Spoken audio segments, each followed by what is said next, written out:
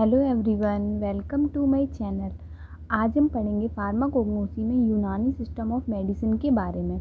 यूनानी medicine system हमारे India में कब आई है, उसकी हिस्ट्री क्या है, उसमें कौन कौन से प्रिंसिपल इन्वॉल्व हैं, उसमें कौन कौन सी थ्योरी हैं, डायग्नोसिस एंड ट्रीटमेंट के बारे में।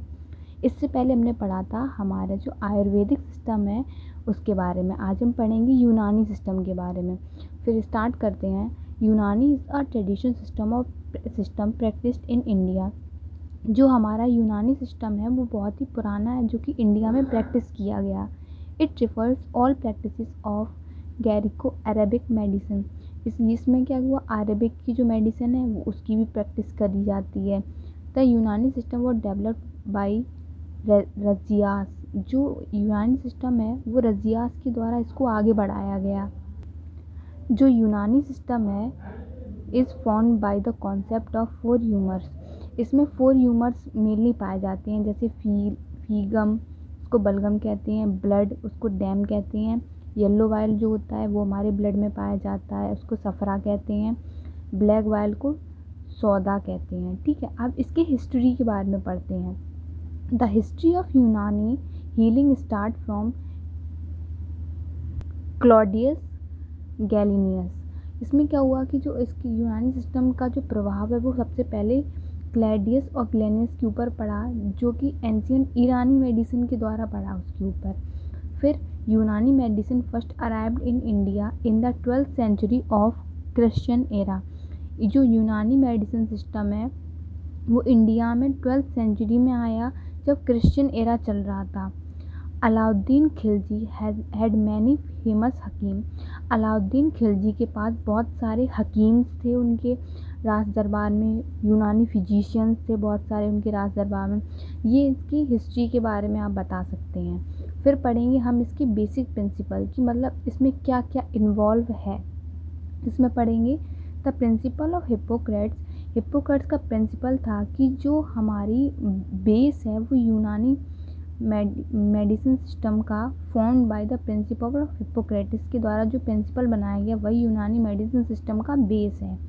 Hippocrates led the fact that Hippocrates ने क्या किया, ये बताया कि जो डिसीज़ है वो हमारी बॉडी के लिए, किसी भी ह्यूमन बीइंग के लिए ये नेचुरल प्रोसेस है, मतलब वो होता ही रहती है हमारी बॉडी में।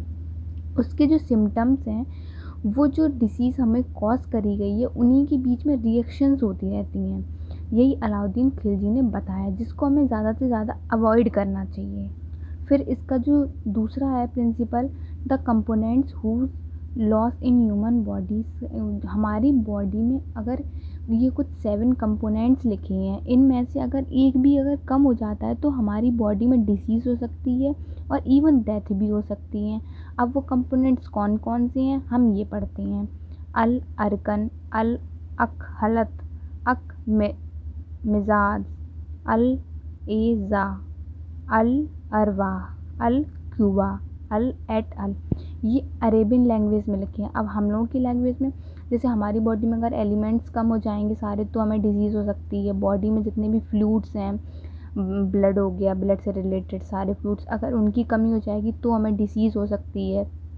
ऑर्गन, एयर, पावर, फंक्शंस, हमारी बॉडी की ऑर्गन्स हैं वो सही से फंक्शन नहीं करने तो हमारी बॉडी में डिसीज़ हो सकती है। ये 7 जो हैं, जो कंपोनेंट्स हैं जिनकी वजह से हमारी बॉडी में डिसीज़ हो सकती है। फिर पढ़ेंगे इसमें एक ह्यूमोरल थ्योरी के बारे में। ह्यूमोरल थ्योरी क्या कहती है, as per the humoral theory हमारी बॉडी में 4 ह्यूमर्स हैं। हमारी बॉडी इन 4 ह्यूमर से मिल के बनी है। ब्लड, फीगम, येलो वाइल और ब्लैक वाइल से, जो हमारी बॉडी को फॉर्म करता है। Depending on the mass of the, अगर इन दोनों का जो, इन चारों का जो भी मास है अगर वो हमारी बॉडी को बनाता है तो उनको एक नाम देते हैं। संगुइन फॉर ब्लड के लिए, फीगेंटिक फॉर फीगम के लिए, for yellow while and black while. अगर हमारी बॉडी में कोई डिसीज़ हो जाती है तो यूनानी सिस्टम क्या करता था, पहले ज़माने में आपने देखा होगा जो यूनानी system emphasis on the diagnosis disease through नब्ज़। मतलब हमारी जो भी हकीम्स होते थे पुराने ज़माने में, वैद होते थे, वो हमें नब्ज़ देख के हमारी डिसीज़ पता कर लेते थे। और टचिंग विथ फिंगर, वो अपने हाथ से हार्टरी को देखेंगे या हमारी जो नब्ज़ होती है उनको देखेंगे और वो डिसीज़ का पता लगा लेते थे पहले ज़माने में। यही यूनानी सिस्टम में होता है। फिर अगर कोई डिसीज़ के बारे में पता चल गया तो उसका ट्रीटमेंट भी तो होता होगा। और यूनानी सिस्टम में तो उसका ट्रीटमेंट 3 तरीके से होता है। इलाज बिल तकदीर, उसको कहते हैं रीगेंटल थेरेपी। इसमें क्या होता है, दिस थेरेपी, इसमें क्या करते थे, बॉडी को एक्सरसाइज कराते हैं, मसाज कराते हैं, बाथ कराते थे अलग अलग तरीके से, ठीक है। फिर दूसरा है इलाज बिल गेज़ा, उसको कहते हैं डाइटरी थेरेपी। इसमें क्या किया जाता था, जो भी पेशेंट होता है उसको अच्छे से प्रॉपर डाइट दी जाती थी, उसका खान पान का ध्यान रखा जाता था, और जो फूड देते थे उसकी क्वालिटी पे ध्यान देते थे।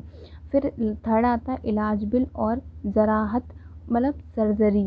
जैसे कोई कोई पेशेंट होता था उसको बहुत ज़्यादा मतलब सर्जरी जैसी कंडीशन आ गई, वो बहुत सीरियस है, तो उसको this therapy was use for the physician. ये थेरेपी जो वो फिजिशियन यूज़ करते थे, वो क्या करते थे, डिफरेंट डिफरेंट टेक्निक्स करते थे, सर्जिकल इंस्ट्रूमेंट अलग अलग होते थे उनके पास करने के लिए, मतलब पेशेंट को अच्छे से बेटर फील करा सकते थे। और इसी तरीके से यूनानी सिस्टम के ट्रीटमेंट के बारे में हम बता सकते हैं, उसकी डायग्नोसिस के बारे में, हिस्ट्री के बारे में, और उसके बेसिक प्रिंसिपल्स के बारे में। अगर वीडियो अच्छी लगी हो तो कमेंट करें, like and subscribe to my channel. Thank you for watching this video.